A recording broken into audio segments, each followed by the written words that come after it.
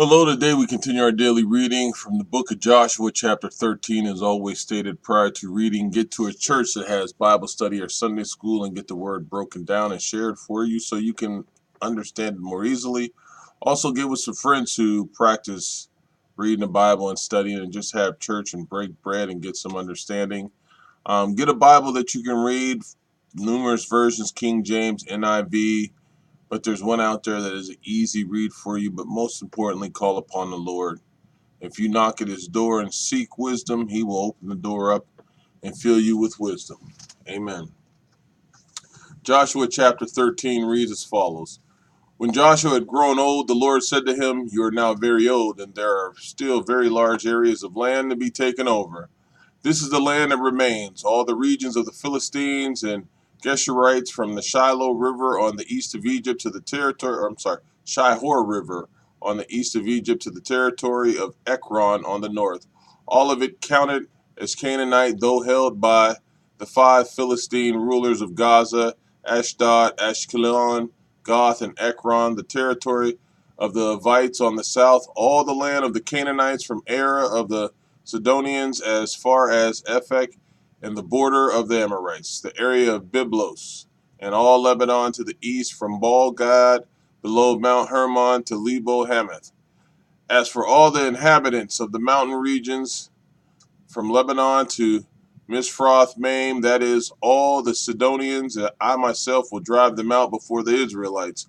Be sure to allocate this land to Israel for an inheritance as I have instructed you, and divide it as an inheritance among the 9 tribes and half of the tribe of Manasseh. The other half of Manasseh, the Reubenites and the Gadites, had received the inheritance that Moses had given them east of the Jordan, as he, the servant of the Lord, had assigned it to them.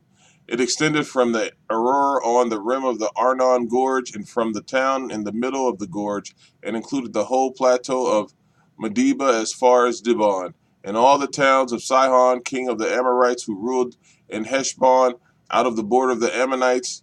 It also included Gilead, the territory of the people of Geshur, and Makkah, all of the Mount Hermon, and all Bashan, as far as Seleka, that is, the whole kingdom of Og and Bashan, who had reigned in Ashtaroth and Edrei. He was the last of the Rephates. Moses had defeated them and taken over their land, but the Israelites did not drive out the people of Geshur and Makkah, so they continue to live among the Israelites to this day. But to the tribe of Levi he gave no inheritance, since the food offerings presented to the Lord, the God of Israel, are their inheritance as he promised them. This is what Moses had given to the tribe of Reuben according to its clans. The territory from Arar on the rim of the Arnon Gorge and from the town in the middle of the gorge, and the whole plateau past Medeba to Heshbon and all its towns on the plateau, including Dibon, Bamoth, Baal, Beth-Baal, Meon, Jahaz, Kedemeth, Mephith, Kerathaim, Sibama, Sereth Shahar, on the hill, on the valley, Beth Peor, the slopes of Pisgah, and the Beth Jeshimoth, all the towns on the plateau and the entire realm of Sihon, king of the Amorites, who ruled at Heshbon. Moses had defeated him, and the Midianite chiefs Evi, Rekem, Zur, Hur, and Reba, princes allied with Sihon, who lived in that country. In addition to those slain in battle, the Israelites had put to the sword Balaam, son of Beor, who practiced divination. The boundary of the Reubenites was the bank of the Jordan. These towns and their villages were the inheritance of the Reubenites according to their clans. This is what Moses had given to the tribe of Gad according to its clans.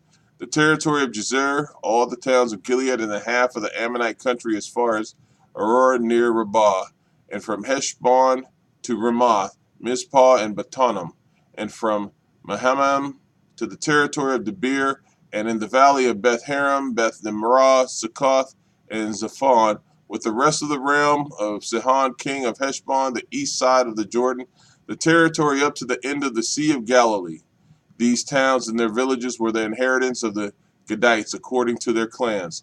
This is what Moses had given to the half tribe of Manasseh, that is, to the half the family of the descendants of the Manasseh according to its clan. The territory extended from Mahana and including all of Bashan, the entire realm of Og, king of Bashan, all the settlement of Jair and Bashan, 60 towns, half of Gilead and Estrah and Adrel, the royal cities of Og and Bashan. This was the descendants of Machir, son of Manasseh, for half of the sons of Machir according to their clans. This is the inheritance Moses had given when he was in the plains of Moab across the Jordan east of Jericho. But to the tribe of Levi, Moses had given no inheritance. The Lord, the God of Israel, is their inheritance, as he promised them. Joshua chapter 14. Now these are the areas the Israelites received as an inheritance in the land of Canaan, which Eleazar the priest, Joshua son of Nun, and the heads of the tribal clans of Israel allotted to them.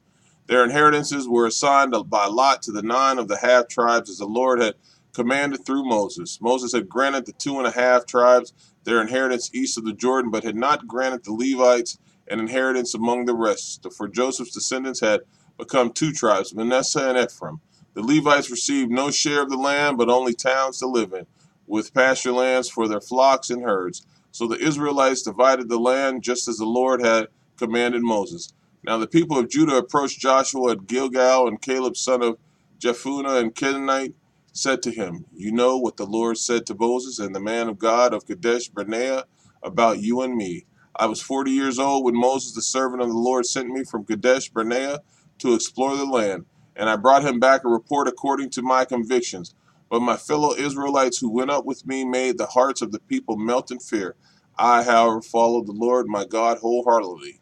So on that day Moses swore to me, the land on which your feet have walked will be your inheritance and that of your children forever, because you have followed the Lord my God wholeheartedly. Now then, just as the Lord promised, he has kept me alive for 45 years since the time he said this to Moses, while Israel moved about in the wilderness. So there I am today, 85 years old. I am still as strong today as the day Moses sent me out. I'm just as vigorous to go out to battle now as it was then. Now give me this hill country that the Lord promised me that day. You yourself heard then that the Anakites were there and their cities were large and fortified, but the Lord helping me, I will drive them out just as he said." Then Joshua blessed Caleb son of Jephunneh and gave him Hebron as his inheritance. So Hebron has belonged to Caleb son of Jephunneh the Kenizzite ever since, because he followed the Lord, the God of Israel, wholeheartedly. Hebron used to be called Kiriath Arba, after Arba, who was the greatest man among the Anakites. Then the land had rest from war. Amen.